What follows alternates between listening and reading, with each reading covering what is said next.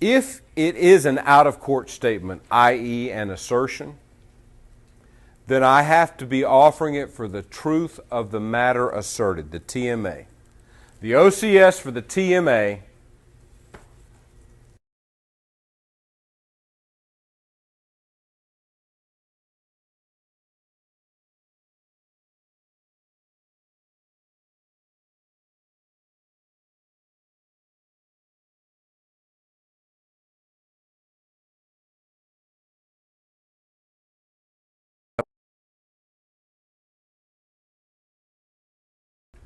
Now, we've already talked about one, it's not an assertion. If it's not an assertion, a command, a question, sit down!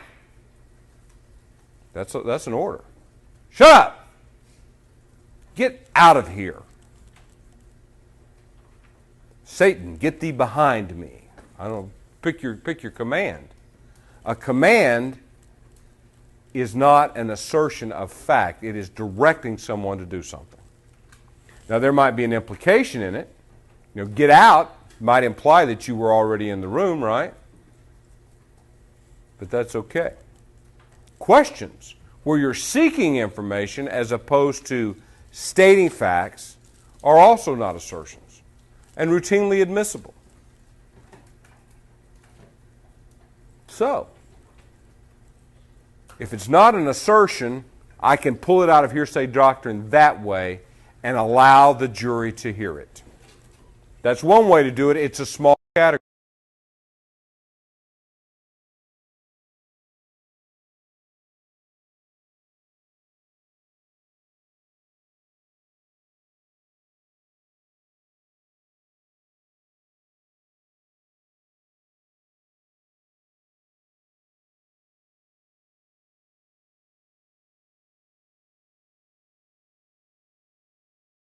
Testify. And those are the 804 exceptions, and we'll talk about those in a while. We don't start with them because they're relatively easy to sort through, and it doesn't take a lot of time to learn them. Directly next to it is hearsay exceptions. The availability of the declarant is immaterial. Those are interesting. Those are the 803 exceptions. Why are they interesting?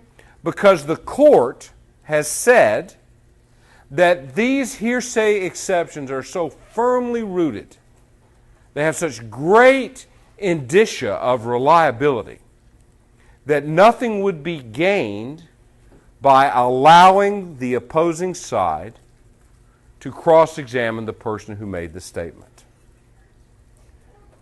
Think about that for a moment. It's basically hey, the Confrontation Clause does not apply here.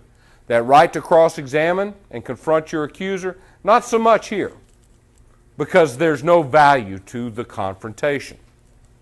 And it's a common law doctrine that you really want to think of as a common sense.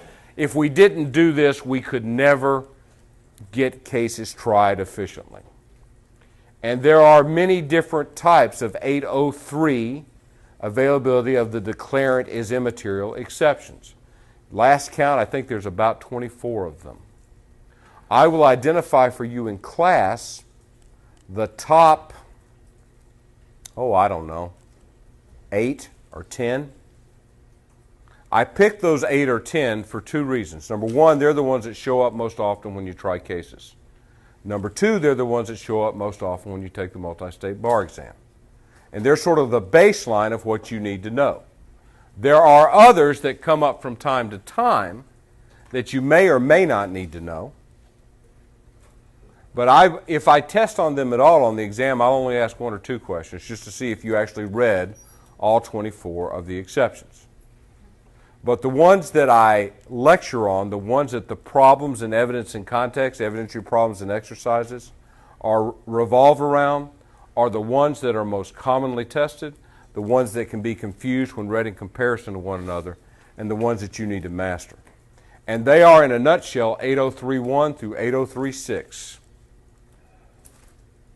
A little bit of 803.8, and some of the stuff about learned treatises or public records. In a nutshell, that's what we're going to do. We will go through each of those ad infinitum.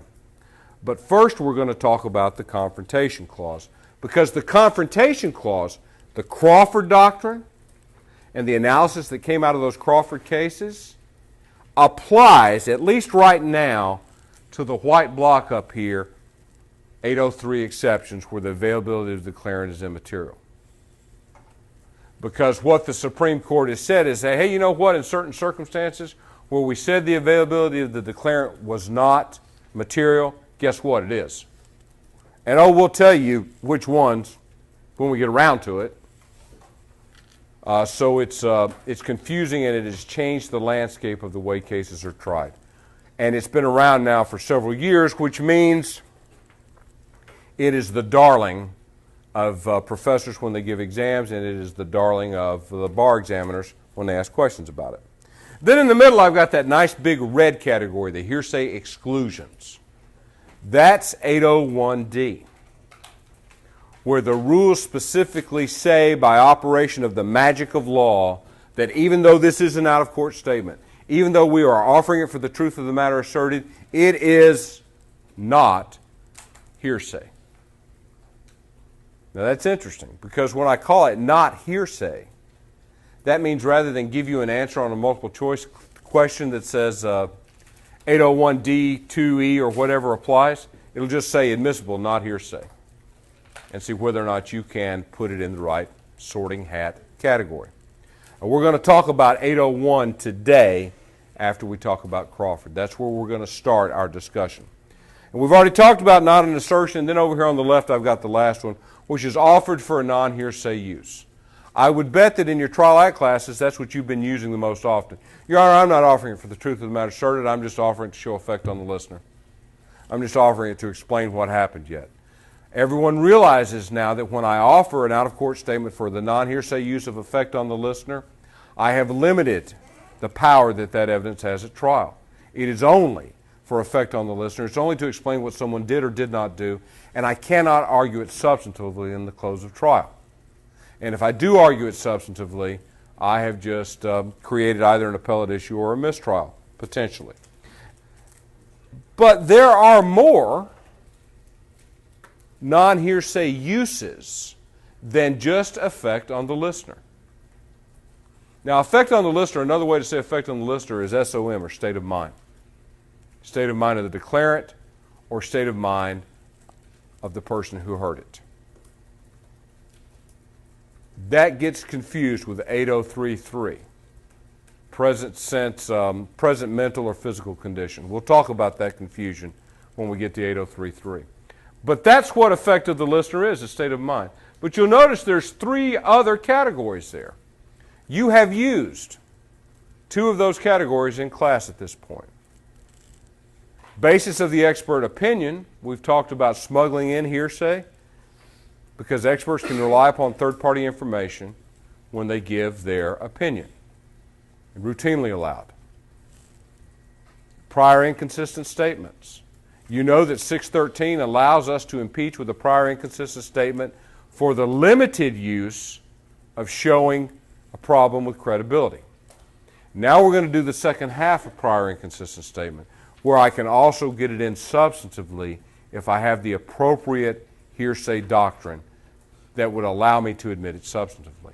And those are great, because then I get a 2-for-1. I get to argue that the witness has lied and that the witness was truthful previously. So I get to argue it both for credibility and substantively at trial. Prior inconsistent statements are often questioned on the bar. Yes? Just for clarification, so the SOM, that's state of mind, so effect on the listener. Yeah. Sorry, I missed it. That's all right. Yes, Will. I don't know if I got it from Callie or from your book. I also have showing knowledge as an alternative purpose. Is this an exhaustive list? Or No, it's not. But if you showing knowledge is another way of saying state of mind. Okay. It's notice. Notice, showing knowledge, effect on the listener. Because what affects the listener? What they know or what they believe to be true.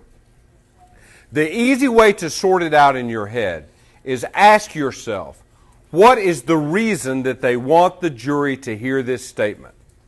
And if the reason that they want the jury to hear the statement is so that they can argue that the statement is true and substantively prove something, then it must be in the 801, 803, or 804 category.